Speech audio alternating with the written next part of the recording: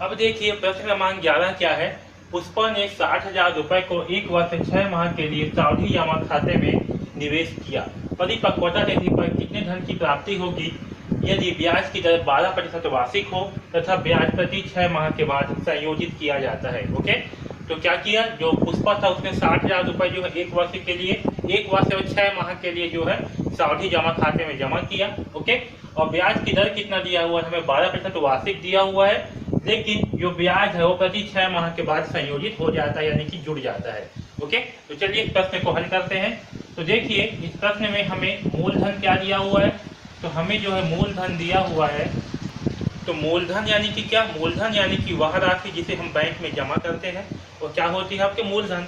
जैसे मूलधन क्या दिया हुआ है हमें 60,000 रुपए। ओके, मूलधन दिया है 60,000 रुपए। ओके, हमें जो है इसमें समय क्या दिया है, समय जो है इसमें हमें दिया हुआ है 1 वर्ष 6 माह।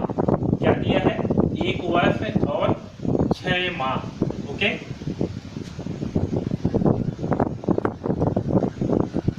लेकिन जो इसमें ब्याज है वो क्या होती है, प्रति 6 माह के बाद संयोजित हो जाती है, यानी कि ब्याज जो है हर 6 माह के बाद जुड़ जाती है। ओके, तो हमें क्या क्या करना पड़ेगा, समय को जो है 6 माह ही करना पड़ेगा। ओके, तो देखिए यहाँ पास 1 वर्ष और 6 माह है, तो 1 वर्ष में कितने माह होते हैं, तो 1 वर्ष में होते हैं 12 माह। ओके, 1 वर्ष में 12 माह प्लस 6 माह, तो कुल कितने हो गए 18 माह। ओके, 18 माह हो गए। और देखिए 18 माह हो गए, तो 18 माह का 6 माह ही क्या होगा, यानी कि 6 माह में एक बार, तो इसे हम क्या करेंगे 6 से भाग करेंगे। ओके, क्योंकि ब्याज क्या हो रहा है, ब्याज जो है 6 माह में संयोजित हो जा रहा है, इसलिए हम क्या करेंगे इसे 6 से भाग करेंगे। कितना आएगा, 6 या 18, यानी कि 18 माह बराबर क्या होगा, 18 माह बराबर होगा 3 छमाही। कितना छमाही, 3 छमाही। ओके, 1 वर्ष में 2 छमाही होते हैं और ये आपका 6 माह, तो कुल कितना हो गया 3 छमाही। आया समझ में। अब इसे मैं मिटा दे रहा हूँ।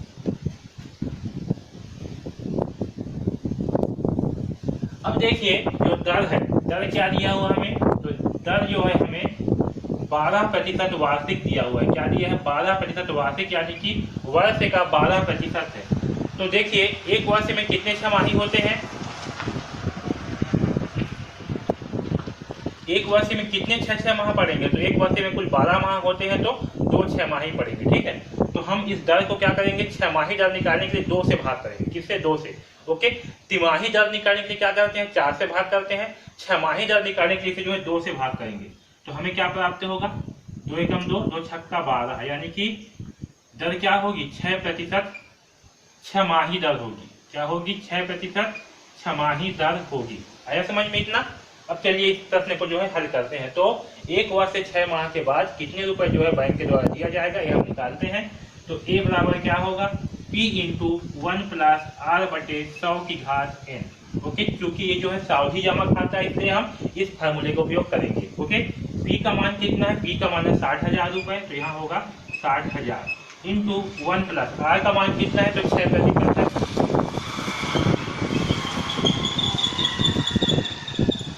तो हो गया 6/100 की घात n। n का मान कितना है, तो n का मान है 3 छमाही, यानी कि 3। ओके, अब चलिए इस प्रश्न को हल करते हैं। तो देखिए क्या होगा, 60,000। ओके, यहाँ पास 1 के नीचे कुछ नहीं है, मतलब क्या होगा, 1 होगा। ठीक है, यहाँ पर देखिए 6/100 को अगर हम सिंप्लीफाई करते हैं, अंश और दोनों में 2 का भाग करेंगे, तो क्या प्राप्त होगा, 2 तिया 6 और 2 पचासम 100। ओके, यानी कि यहाँ पास आएगा 1/1 प्लस 3/50 की घात 3 आएगा। आया समझ में यहाँ पास। अब देखिए यहाँ पास इस नीचे 1 है, यहाँ 50, तो इन दोनों का लघुत्तम क्या होगा, तो इन दोनों का लघुत्तम होगा 50 होगा। ओके, और 1 से जो है 50 को भाग करने पर भागफल हमें क्या प्राप्त होगा, 50 प्राप्त होगा। 1 पचासम 50, तो इस 1 के साथ में 50 का गुणा होगा, तो 50 से कम होगा 50, प्लस 50 से 50 को जब भाग करेंगे तो हमें भागफल जो है 1 प्राप्त होगा, 50 से कम 50, और इस 1 का जो है इस 3 के साथ में गुणा होगा, तो होगा 3 एकम 3। ठीक, इसके घाट में क्या है, 3 है, तो यहाँ घाट में 3 होगा। अब देखिए यहाँ क्या हो गया, 60,000, 50 और 3 का मान क्या होगा, 51। तो यहाँ पास होगा 60,000 इंटू 51, नहीं 53 होगा, है ना, क्योंकि 50 और 3 क्या होगा, 53, 53/50 की घात 3, क्योंकि यहाँ घात में 3। ओके, अब इसे हल करेंगे तो क्या आएगा, 60,000 इंटू, इसे हम लिख सकते हैं क्योंकि यहाँ घात 3 है तो इसे हम 3 बार लिख सकते हैं। ओके, अब देखिए यहाँ 50 का एक जीरो से ये एक जीरो कैंसिल, ये जीरो से ये जीरो कैंसिल, ये जीरो से ये जीरो कैंसिल। ओके, और देखिए इसे 5 से हम फिर सिंप्लीफाई करते हैं, 5 एकम 5 और 5 बारम क्या होता है 60। इसे 5 से भाग किए और 60 को भी 5 से भाग किए तो 5 बारम 60, तो क्या आ गया यहाँ पर 12। ओके, तो ऊपर में क्या आ गया, ऊपर में आया 12 इंटू 53/1 इंटू 53/5 इंटू 53/5। ओके, यहाँ तक सबको समझ में आया। अब देखिए 53 को अगर हम 5 से भाग करते हैं तो हमें क्या प्राप्त होगा, 5 एकम 5। ओके, इस 3 को उतारेंगे, 5 शून्यम 0, यहाँ बचेगा 3, दशमलव लगाएंगे तो हो जाएगा 0, 5 छक्का 3। ओके, यानी कि 53/5 को हम क्या लिख सकते हैं, 10.6 लिख सकते हैं। आया समझ में? तो 53/5 के स्थान पे हम लिखेंगे 10.6।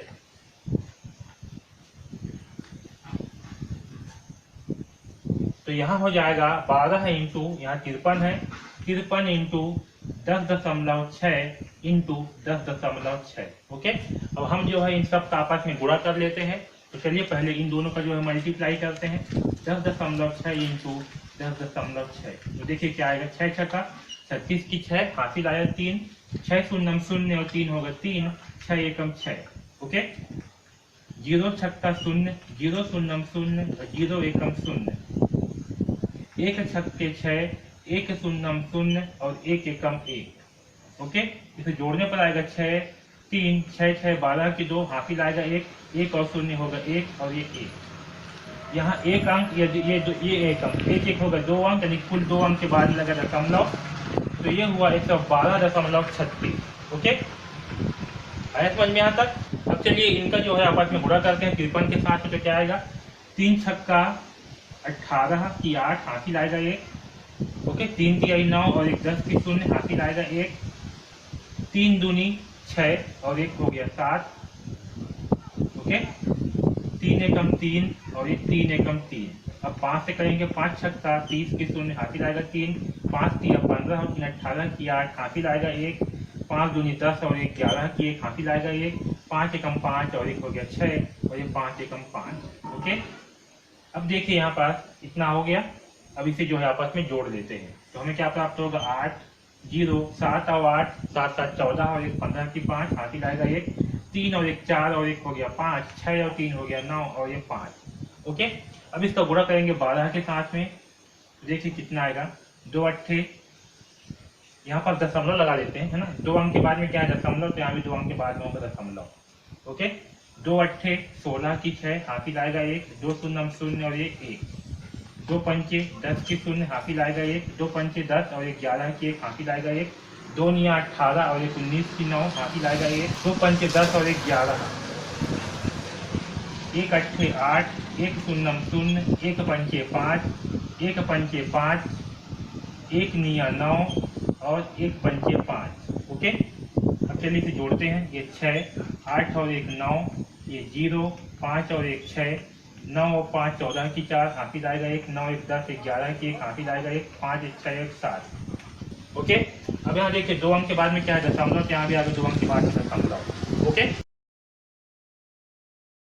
तो हमें क्या प्राप्त हुआ, 71,460.96। ओके, यानी कि 1 वर्ष से 6 माह के पश्चात कितने धनराशि की प्राप्ति होगी, तो पुष्पा